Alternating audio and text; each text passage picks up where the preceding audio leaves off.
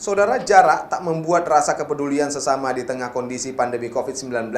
Hal ini dilakukan oleh sebuah lembaga kesehatan dari negeri jiran Malaysia. Menjelang Hari Raya Idul Fitri, Institut Jantung Nasional Malaysia berbagi kasih dengan puluhan anak yatim di Panti Yatim Yayasan Baldatun Thayyibatun Warabun Ghafur di kawasan Cherih, Uli Karing, Banda Aceh. Meski tak bisa mendatangi panti secara langsung akibat pandemi COVID-19, IJN meminta Rumah Sakit Pertamedika Banda Aceh untuk menyalurkan paket bantuan sembako dan peralatan sholat kepada anak yatim di panti tersebut.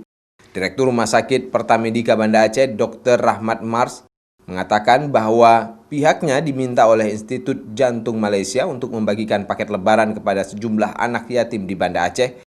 Dan rumah sakit memilih panti BTRG dengan alasan anak-anak yatim ini tidak bisa kembali ke kampung halaman untuk berlebaran bersama keluarga lainnya karena pandemi COVID-19.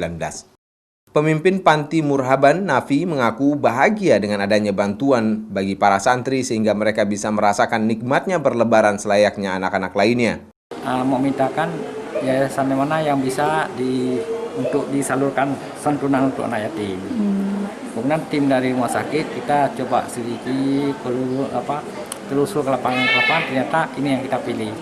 Ya, ilmu pendidikan agama, ilmu pesantren istilahnya. Kemudian sudah berdiri kami dari 14 April 1997.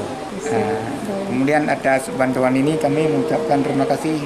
Panti Baldatun Thayyibatun Warabun Ghafur ini didirikan sejak tahun 1997. Panti penampungan anak-anak dari seluruh pelosok Aceh bahkan dari Sumatera Utara yang sudah tak memiliki orang tua.